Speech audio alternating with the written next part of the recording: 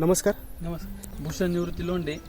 आपण SCT वैदिक तंत्रज्ञान टोमॅटो प्लॉट जो आहे तो पिकवलेला आहे. ACT वैदिक वापरला आम्ही पहिल्यांदा.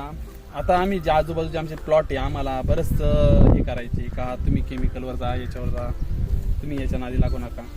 पण त्यांचे प्लॉट आमच्याबरोबर लागणी करून त्यांचे काहींचे प्लॉट डायरेक्ट स्टॉप होऊन 1-2 रुपयामध्ये हे झाले. पहिली गोष्ट आम्ही 14 वर्षानंतर टोमॅटो लावले. झाडं लावल्यानंतर आम्ही 15-20 दिवस याच्याकडे दुर्लक्ष झालं झाडांकडे. शिलाजीत केल्या फक्त सिंगल दांडी होती. शिलाजीत केल्यानंतर ही सिंगल दांडी होती. आता एवढे फुटवे काढले त्यांनी. आणि ही झाडाची ग्रोथ वाढली, पंजा सेटिंग व्हायला लागली, फुलधारणा व्हायला लागली. फळ पण पाहू शकता आपण. फळ वाढायला लागली आणि फुलधारणा व्हायला लागली. शिलाजी ट्रीटमेंट केल्यावर आणि एलिस्क्यू ट्रीटमेंट केल्यावर हे झाडावर आपण फळं पाहू शकतो. मोठ्या प्रमाणात फळं झाडावर दिसत आहे आपल्याला. आता वैदिककडे वळायला पाहिजे. प्रत्येक जण केमिकलच्या नादी लागल्यावर शेवट स्वतःचं आरोग्य पण जपलं पाहिजे. बरं, जर तुम्ही मातीचं जर आरोग्य जर जपलं तर आपलं आरोग्य जपलं जाणार आहे. ओपन प्लॉट आहे, बिगर मल्चिंगचा प्लॉट आहे. त्यामुळे एवढ्या पावसामध्ये बिगर मल्चिंगचा प्लॉट आहे.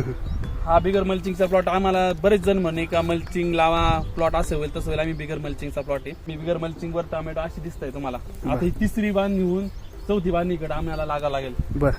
रोज म्हणजे दर 2 दिवसांनी जर चक्कर मारा तर वेगवेगळा बदल दिसतो याच्यामध्ये. 2 दिवसात तर परत येते अजून फाटे निघाली. शेंडी चालू इकडं, नवीन शेंडी चालू. ही गल्ली 6 फुटाचा जागा आहे, आता आम्हाला कमी वाटायला लागली. ठीक आहे, धन्यवाद सर.